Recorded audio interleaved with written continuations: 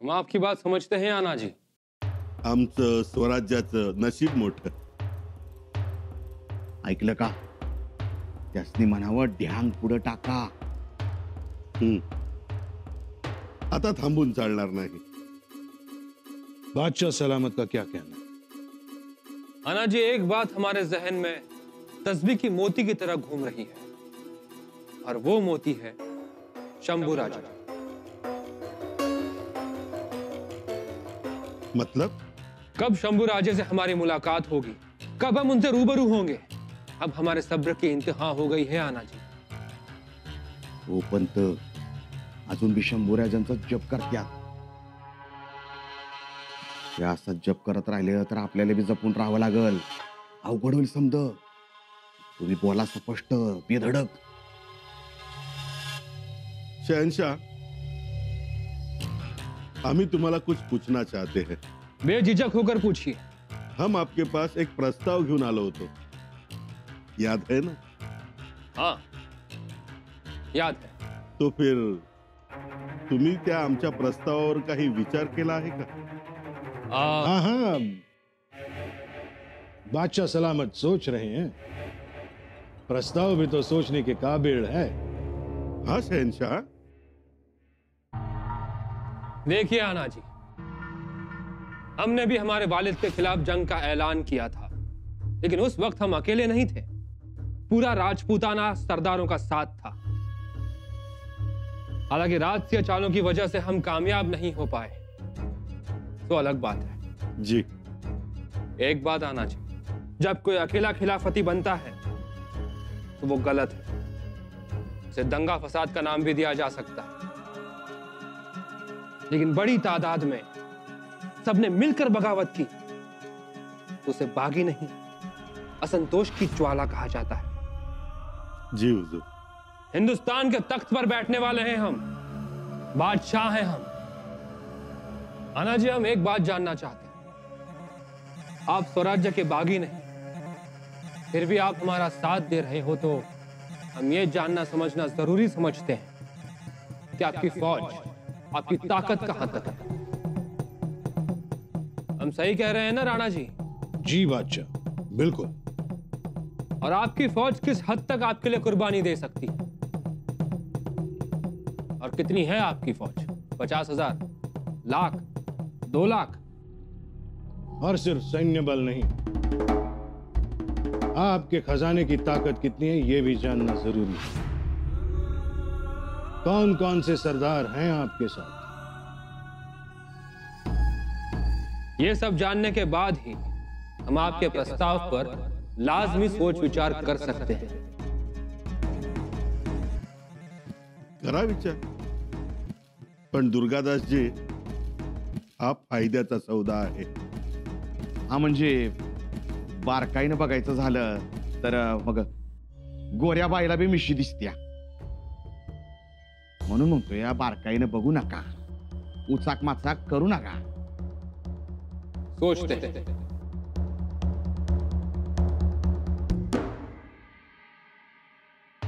नाही, मला ही काय लांबड पटायला तयार नाही. काय हो पंत, अहो अशानं कवा डाव साधायचा? ऐकलं का? हिरोजीराव, जरा शांत व्हा. अहो काय शांत व्हा. ही असली घुंगडी इतके दिवस भिजत पडणं बरं नाही. काय ते वय ना एकदा सांगितलं की त्यासनी बी बरं आणि आपल्याला बी बरं. याचा अर्थ पहिला लक्षात घ्या. कसला अर्थ? अहो मी हे जाणून होतो, पण तरी आपला असंच घोडं दामटवण्याचा प्रयत्न करत होतो. पण नाही, अकबर हुशार, बेरकी आहे. कसला बेरकीपणा दिसला तुम्हाला? हिरोजीराव, आता तिसरा अडथळा पार करावा लागेल. अहो आतापर्यंत आपण अकबराकडे दोघेच येत होतो, पण आपल्या मागे किती सरदार आहेत हे त्याला दाखवावं लागेल. आणि आपल्या मागे सरदार कारभारी उभे करायचे म्हणजे सगळेच येणार नाहीत. आत्ता लक्षात आला तिसरा अडथळा. समद्यांची मोठ बांधायची. हा, मोठ बांधायची, हाच मोठा अडथळा. पण आता सरदार कारभाऱ्यांची गोळाबेरीज करायला येळ लागल. तेवढा येळ आहे का आपल्याकडं? तो पाव तर शंभूराजे गडावर आले नाहीत म्हणजे मिळवलं.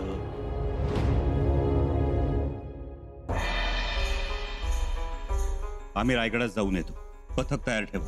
पथक तयार आहे, पण पण काय रायप्पा, सध्याची परिस्थिती ठीक नाही. इथंच थांबा गडावर, परिस्थिती निवळू द्या. म्हणजे आम्ही रायगडात जाऊ नये रायप्पा? काय ज्योत्याजी?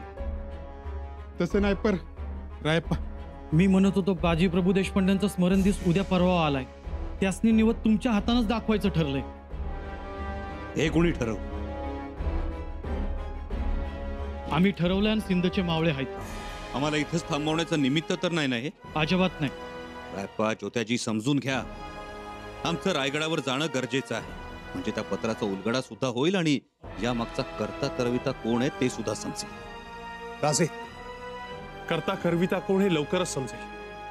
म्हणजे त्यासाठी तुम्हाला रायगडावर जायची गरज नाही. राजे, घोड्याच्या पागेजवळ एक संशयित इसम आढळलाय असं आत्ताच समजलंय. कोण होता तो? चौकशी सुरू आहे. पागेत काम करणारे सैस आणि मुद्दार यांच्याकडनं माहिती काढण्याचं काम चालू आहे. लवकरच आपल्याला कळेल. रायप्पा जी, कसून तपासणी करा. जे कोणी संशयित असतील सगळ्यांना अटक करा. या मागे सूत्रधार घरचा आहे की बाहेरचा याचा शोध घ्या. खंडोजी, इथं ज्योत्याजी आणि रायप्पा आहे. तुम्ही तातडीनं रायगड जवळ करा. मातोश्रींची भेट घ्या. त्यांनी आम्हाला ज्या ज्या वस्तू पाठवल्या त्या का पाठवल्या, त्यामागचं नेमकं कारण काय हे जाणून घ्या आणि त्वरित आम्हाला कळवा. आणि हो, रायगड सुरक्षित असल्याची खात्री पटल्याशिवाय रायगड सोडू नका. शिराजे,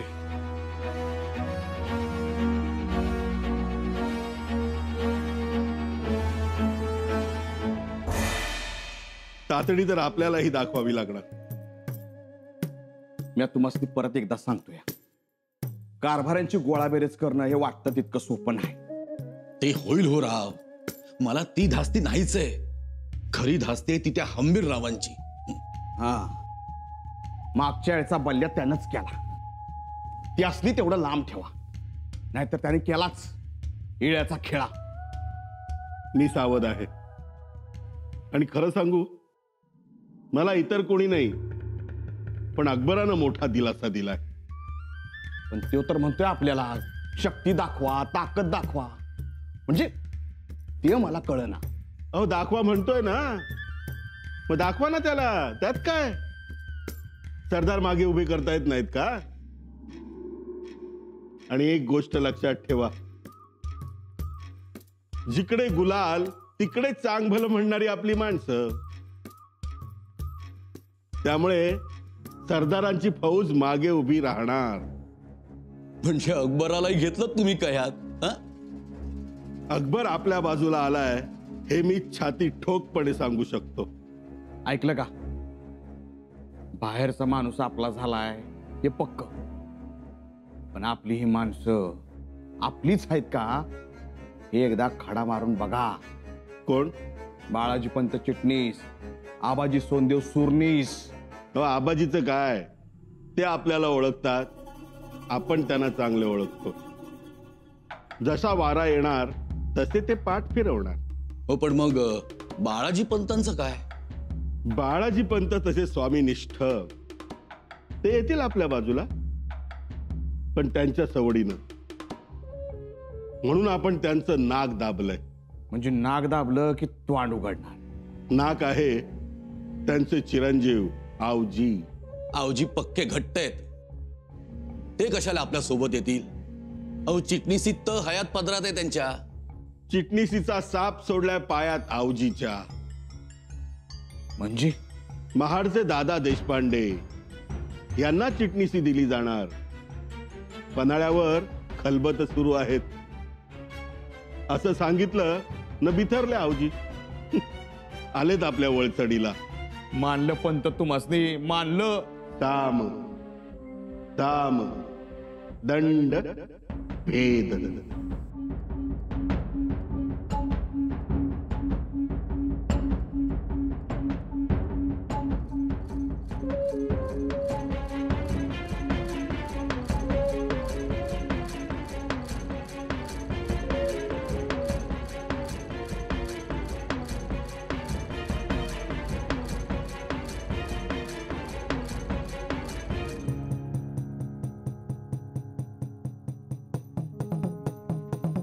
काम झालं पाहिजे.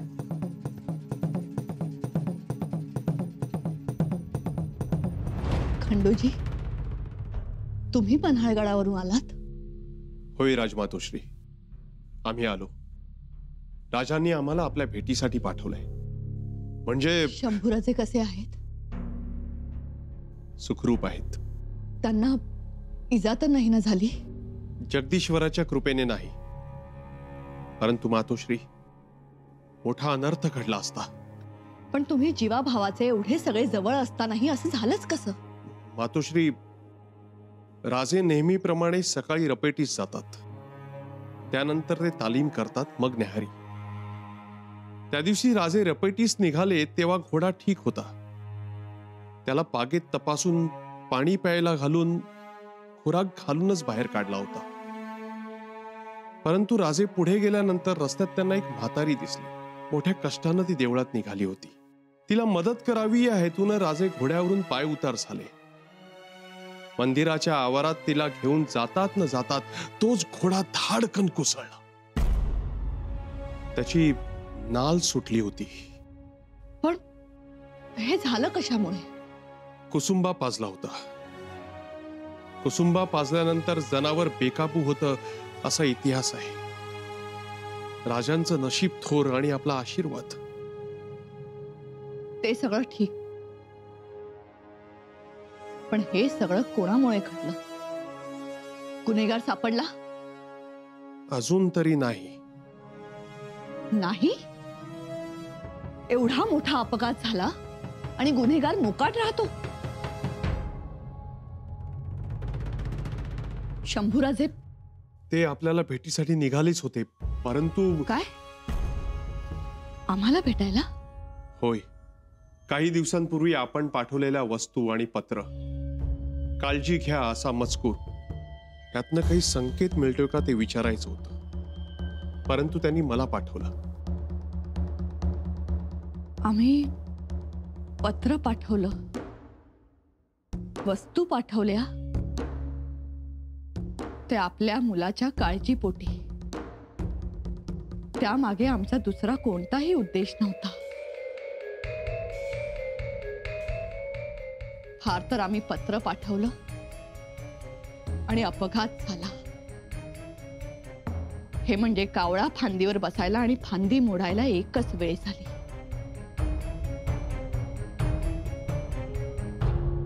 राजेंना म्हणावं,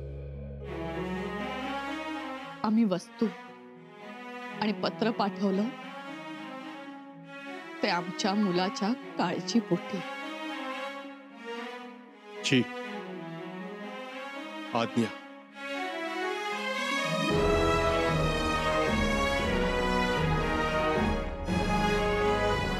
आम्ही पत्र पाठवलं, वस्तू पाठवल्या, त्यामुळे शंभूराजेंना संशय आला नसेल ना? आम्ही वस्तू पाठवून चूक तर केली नाही ना? पण मग हा घातपात कोणी घडवून आणला असेल?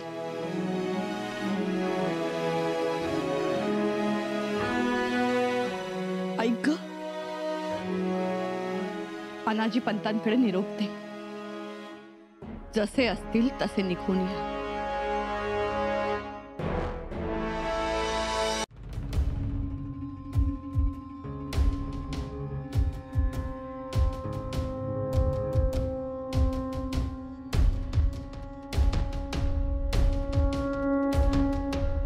मुजरा राजमातोश्री. असू द्या तो मुजरा, नको ती आदब. राजमातोश्री, ज्या अदबेत निश्चित आदर नाही ती आदब काय कामाची? आम्ही समजलो नाही राजमातोश्री. शंभूराजेंना पन्हाळगडावर अपघात होता होता राहिला. हो, आलं कानावर. तुमच्या कानावर आलं, पण शंभूराजेंच्या कानावरून गेलं. हं? जीवावर बेतलं होतं त्यांच्या, पण नशीब बलवत्तर म्हणून वाचले. जगदीश्वराचीच कृपा.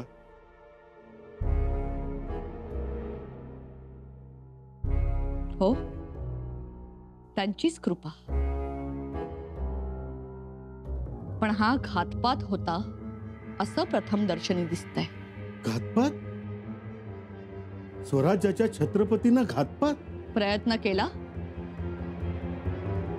हाच प्रश्न विचारण्यासाठी आम्ही तुम्हाला इथं बोलावलंय. छत्रपतींना घातपात होतोच कसा? त्यांच्या घोड्याला नशीला कुसुंबा पाजला जातो, खुरांची नाळ निकामी केली जाते. कसं? कोणी घडवलं?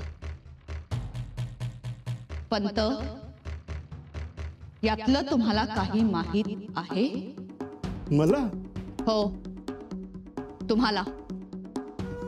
तुम्हाला माहित असण्याची शक्यता आहे, म्हणून तुम्हालाच विचारतो आहोत. माफी असावी राजमातोश्री, पण आपण मला हे का विचारता आहात? कारण आपणच म्हणाला होता जाब विचारणारा नसेल म्हणून. आठवतंय ना? आठवतंय, स्वच्छ आठवतंय. मी म्हणालो होतो जाब विचारणारा गादीवर नसेल म्हणून, जगात नसेल असं नाही म्हणालो. पन्हाळगडावर तुम्ही तुमची माणसं पाठवली असंही म्हणाला होता. पन्हाळगडावर माणसं पाठवली ती शंभूराजांना रोखून धरण्यासाठी. आम्हाला काहीच समजत नाही. फार गुंतागुंत नाही. अकबर शहजादा येईल, सर्व ताब्यात घेईल आणि पहाडराजेंच्या पाठीशी खंबीरपणे उभा राहील. म्हणजे तुम्ही आम्ही निश्चिंत. शिवाय आपल्यावर कोणतेही बालंट येणार नाही.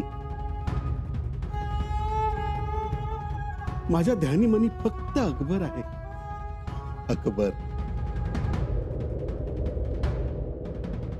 मग पन्हाळ्यावर जे घडलं ते कोणी केलं? शहनशाह, पता नहीं क्यों ये लोग, मतलब अनाजी पंत, हिरोजी राव, हमें कुछ ठीक नहीं लग रहे. हमारा दिल कह रहा है कहीं कोई खुट्टो काम हो रहा है. शंभूराव जी ना हमसे मुलाकात करते हैं, ना हमें एतबार हो ऐसा कोई पैगाम भेजते हैं, ना हमें रायगढ़ बुलाते हैं. तो क्या करें हम राणा जी? गुस्ताखी माफ हो हुजूर, लेकिन अगर आप गलत सोच रखेंगे तो विचार तो गलत ही आएंगे ना.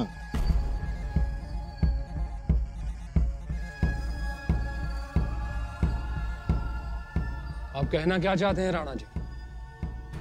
ये लोग मरने ठीक न लगे. हम हिंदुस्तान के शहंशाह हैं राणा जी. जी बादशाह. हमें अपनी ताकत बढ़ानी है, अपनी फौज बढ़ानी है. खोटे गलत लोगों का सहारा लेकर हम शंभू राजा का साथ चाहते थे, अब वो साथ देना नहीं चाहते तो जो भी हमें साथ दे हमें मंजूर है. हमें अपनी ताकत बढ़ानी होगी, फिर वो शंभू राजा हो या आना जी, हीरो जी. हमें दिल्ली को हमारी मुट्ठी में करना है राणा जी. ये तो मंत्री हैं, हमारा साथ देना चाहते हैं. जिनकी नीयत में खोट हो उनसे साथ नहीं लिया करते शहनशाह. ताकत ताकत होती है राणा जी, और फौज की ताकत से ही ताकत नापी जाती है. जो खुद के स्वामी से वफादारी न कर सके वो दूजे से क्या वफादारी करे हैं? तो क्या करें राणा जी? बस ऐसे ही इंतजार करते रहें. आप जानते नहीं शहनशाह, वफादारी, स्वामी भक्ति हमारे महाभारत में है. अक्षहोणी सेना थी कौरवों की और एक कृष्ण थे पांडवों के पास. पर फिर भी जिनके पास सही नियम, धर्म, वफादारी और सच्चाई थी वो पांडव ही जीते. वो वक्त आपके सतयुग का था. आज तारीख बदल चुकी है राणा जी. और राणा जी, हम भी चले थे सच्चाई की राह पर. क्या मिला हमें? धोखा. हमारे खुद के अब्बू जान औरंगजेब ने अपनी औलाद को धोखा, फरेब दिया. ये सच्चाई, ईमानदारी, वफादारी, इन सब बातों से हमारा एतबार उठ चुका है राणा जी. हम सिर्फ कामयाब होना चाहते हैं. बादशाह बनना चाहते हैं, फिर वो कामयाबी किसी भी रास्ते से क्यों ना आए। इसलिए हमें आना जी मंजूर है, वो चाहे फरिश्ते हो या शैतान, हमें उससे कोई परवाह नहीं।